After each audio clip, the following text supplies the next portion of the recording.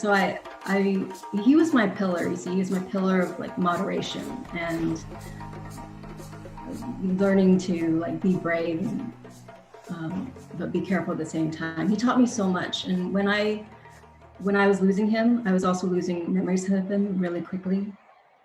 And I found myself struggling to cope. So I left I went on a downward spiral of like binge eating and like losing it, like just getting really angry at everyone. I wasn't releasing my emotions in a healthy way. I was knocked out of homeostasis, you know. And so the way I coped was I escaped, actually. I didn't know how to cope. So I escaped to a 10-day meditation retreat. And there I learned that I was such a good storyteller, and my eyes opened up to what was going on in here. Like all these stories I was telling, like Dr. Bito was saying, our ego, you know, my ego was telling the best stories. And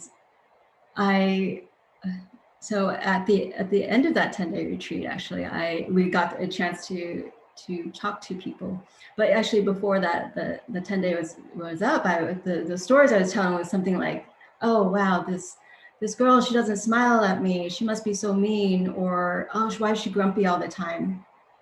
These stories, you know, that they were unfounded, but at the end of those 11 days, when I got a chance to talk to everybody, they were the sweetest people, I kid you not.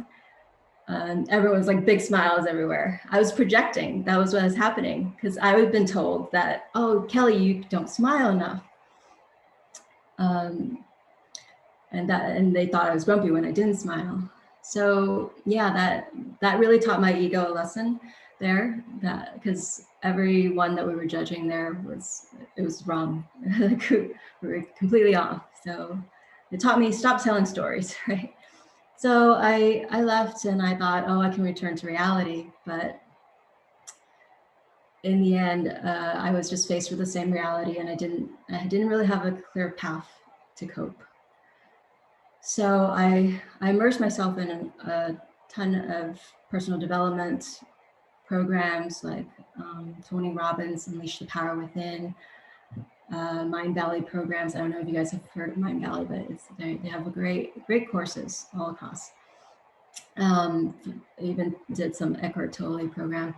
But the point is, I was trying to find an answer, trying to understand trying to make sense of what was going on in my life, the challenges I was facing. And after doing those programs, I still didn't see what it was until I took an improv class.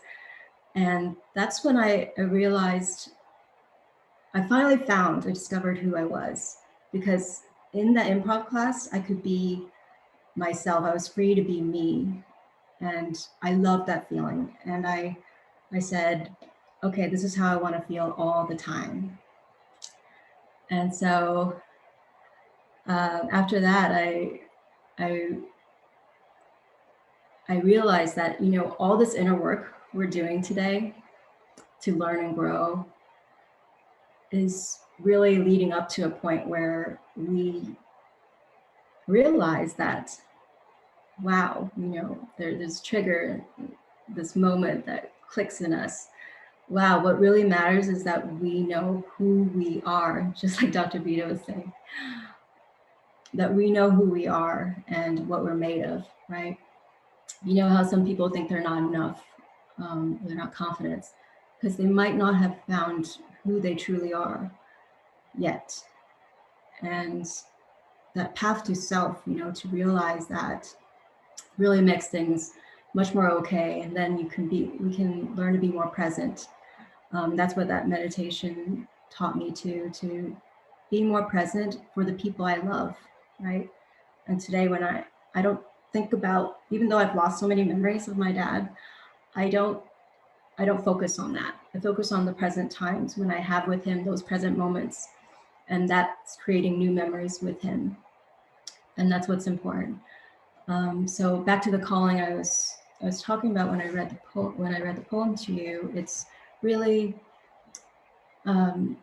today I'm a mindset coach. I feel called to help women upgrade their thoughts and their belief system to realize that they can direct their life the way they want, that life of balance is there.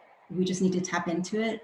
And it's a lot of it's through meditation. I mentioned the journaling because that's helped me so much, but there's of course a lot of, there's a holistic approach to all this. It's our environment, right? The people we surround ourselves with, the yeah, every day is a choice. That's how I feel. So like we can either choose to continue thinking those same old thoughts, or we can choose to create new thoughts that direct our lives the way we want it to play out, right? So yeah, I asked you guys what's your choice today, right? Is it to create new thoughts?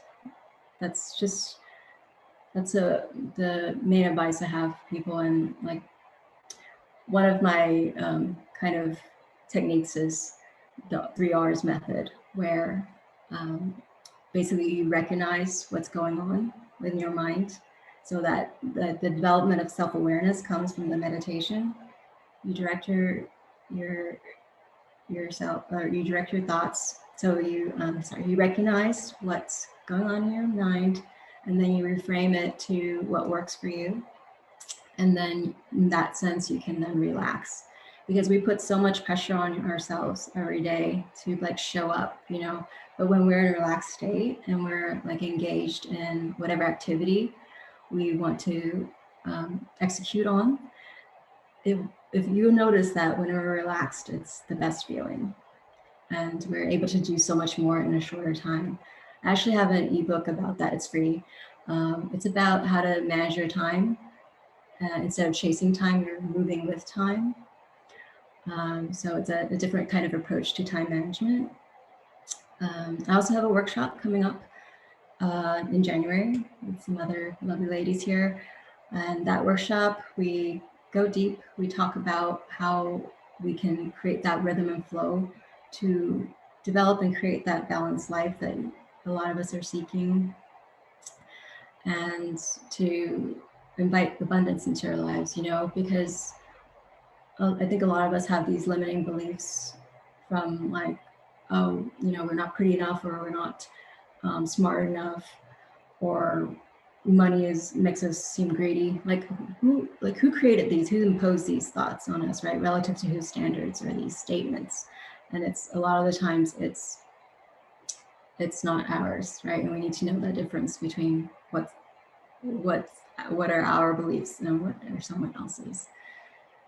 So with that, in closing, I thank you so much, everybody here, for listening to my story. And I wish you all a happy life ahead. Namaste.